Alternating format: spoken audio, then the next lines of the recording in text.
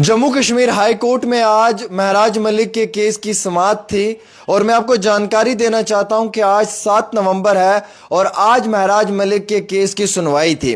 मैं आपको ये जानकारी देना चाहूंगा कि जो महराज मलिक के लीगल काउंसल्स हैं वो वहाँ पे रिप्रेजेंट हुए। उन्होंने जो वो महराज मलिक के हवाले से जो तफसीलात थी, जो रिपोर्ट थी, वो ऑनरेबल हाई कोर्ट में पेश की और उस मामले की अब जो नेक्स्ट हेयरिंग है या ये फाइनल हेयरिंग जो है वो 20 नवंबर की बताई जा रही है, नेक्स्ट टू नेक्स्ट थर्सडे की बताई जा रही है और वो डेट 20 नवंबर आ रही है। यानी कि अब अगली हेयरिंग जो है वो 20 तारीख को होगी।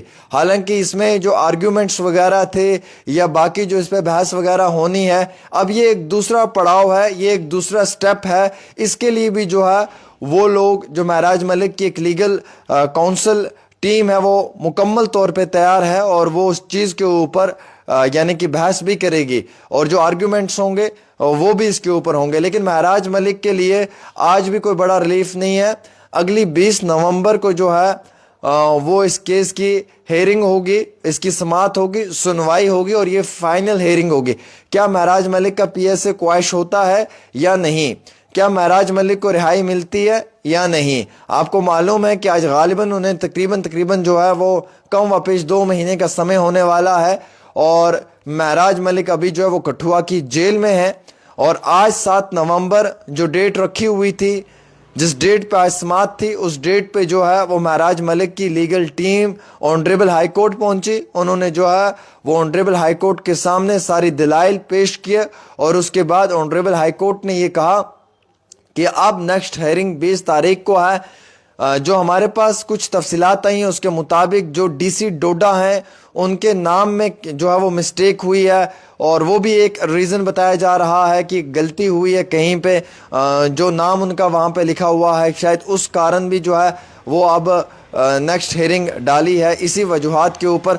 और दूसरा एक चीज़ ये भी क्लियर हुई है कि जो रिपोर्ट की कॉपी है वो इन्हें मिल चुकी है। उसमें बताया गया है सामने से जो काउंटर है कि आखिरकार क्यों महराज मलिक पे एफआईआर लगा, किन वजूहात पे लगा, क्या बुनियाद है उसकी, वो कॉपी जो है वो भी सप्लाई की है। अब उस कॉपी को पढ़ने के बाद, उन आर्ग्यूमेंट्स को देखने के बाद जो रिप्लाई है वो महराज मलिक की लीगल टीम करेगी, जिसमें कि सीनियर एडवोकेट जनाब एडवोकेट मुजफ्फर इकबाल खान साहब हैं जो एमएलए थाना मंडी हैं और एडवोकेट सीनियर एडवोकेट हैं मुजफ्फर इकबाल खान साहब। इनका बहुत बेहतरीन ट्रैक रिकॉर्ड है क्योंकि पुराने पीएसए काफ़ी ज़्यादा क्वैश करवाए हैं इन्होंने, काफ़ी ज़्यादा। हालिया ही वकार एच भट्टी का भी जो पीएसए वाला मामला था उसमें जो वकार एच भट्टी को बहुत बड़ा रिलीफ मिला वो भी एडवोकेट मुजफ्फर इकबाल खान की वजह से ही मिला।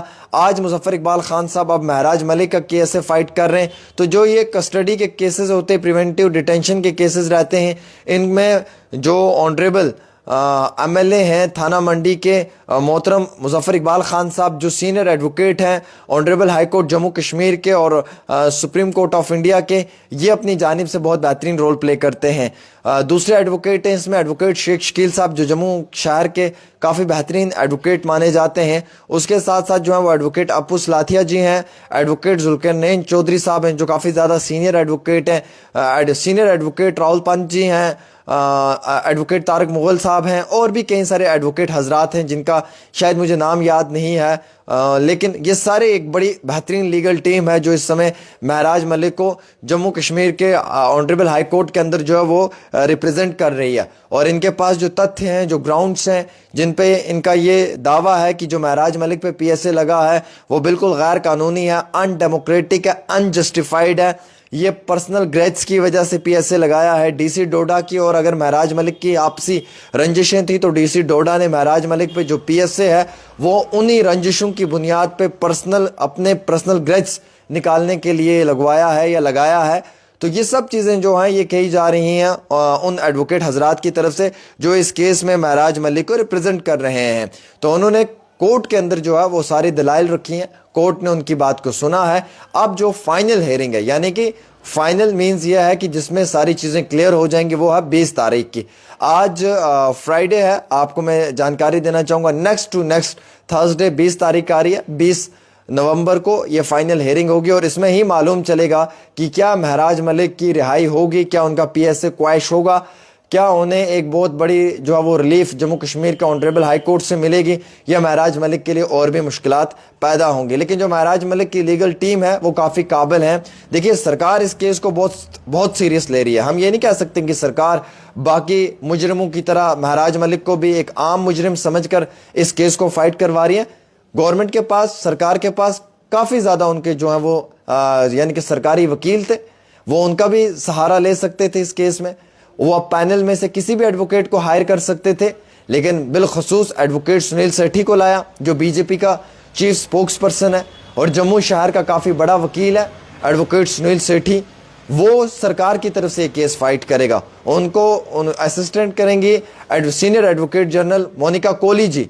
तो मोनिका कोहली जी और एडवोकेट सुनील सेठी, ये दोनों बड़े सीनियर और बड़े खतरनाक और बड़े काबिल वकील हैं। तो अगर ये दोनों वकील इस केस में हैं तो इससे साफ जाहिर होता है कि जनाब सरकार इस केस को बहुत सीरियस ले रही है। अगर सरकार ने इस केस को सीरियस ना लेना होता तो सरकार किसी भी एडवोकेट को हायर कर देती। अब सरकार के पास कई सारे एडवोकेट्स हैं, फिर सुनील सेठी साहब को ही लेना और मोनिका कोहली जी उनको जो है वो प्रॉपर इस केस में जो है वो उनकी मदद करेंगे सरकार की तरफ से। तो ये पूरा क्लियर वाज़ेह होता है कि गवर्नमेंट ने महराज मलिक को बड़ा सीरियस नोट पे लिया हुआ है। वो कोई भी लापरवाही नहीं करना चाहते हैं महराज मलिक के केस में। वो किसी भी तरीके की कोई भी लापरवाही को नहीं बरतना चाहते हैं इस केस में। इसीलिए उन्होंने एडवोकेट सुनील सेठी साहब को लाया है, ताकि एक तो बीजेपी के स्पोक्स पर्सन है, चीफ स्पोक्स पर्सन है वो, एक तो उनका वो रुतबा भी है और वो सीनियर एडवोकेट हैं और काफ़ी बड़े बड़े केसेस भी उन्होंने फाइट किए हैं। तो यहाँ से ये जाहिर होता है कि अगर एडवोकेट सुनील सेठी इस केस में महराज मलिक के अपोनेंट हैं और वो महराज मलिक के खिलाफ लड़ेंगे, तो साफ जाहिर सी बात है कि डीसी डोडा ने और गवर्नमेंट ने इस केस को बहुत सीरियस नोट पे लिया हुआ है, जिस वजूहात के ऊपर इस तरीके का वकील जो है वो हायर किया है। बहरहाल आपको मालूम है कि महराज मलिक की तरफ से भी जो एडवोकेट हजरात हैं वो किसी से कम नहीं है। ये तो सीधी सी बात है कि कांटे की टक्कर है। एडवोकेट मुजफ्फर इकबाल खान जो हैं वो अपने आप में ही एक, हम ये कह सकते हैं कि इंस्टीट्यूशन है। उनके अंदर इतनी काबिलियत है, इतनी सलाहियत है कि आप एतबार करें मेरी बात का कि उन्होंने आज तक 8-10 लोगों के PSA क्वैश करवा दिए और बिना पैसे के। एडवोकेट मुजफ्फर इकबाल खान जो MLA थाना मंडी हैं, बहुत काबिल इंटेलिजेंट एडवोकेट हैं वो। हालांकि वो जज भी थे, उन्होंने वहाँ पे जो है वो प्री मैच्योर रिटायरमेंट दी, फिर उन्होंने आकर MLA का इलेक्शन कॉन्टेस्ट किया। एडवोकेट जनाब शेख शकील साहब हैं, बहुत बड़े एडवोकेट हैं, वो भी कांटे की टक्कर देंगे, ओपनली फाइट करेंगे जम्मू कश्मीर के ऑनरेबल हाई कोर्ट में। उसके साथ साथ advocate senior advocate Rahul Pant साहब हैं, वो किसी से कम नहीं है, वो भी कांटे की टक्कर देंगे। सीनियर एडवोकेट जनाब जुल्करनैन चौधरी साहब हैं, वो भी किसी से कम नहीं है, वो भी ज़बरदस्त काबिल और बेहतरीन एडवोकेट है। और सीनियर एडवोकेट अबू सलातिया जी, वो भी किसी से कम नहीं है, वो भी बहुत काबिल और बहुत बेहतरीन एडवोकेट हैं।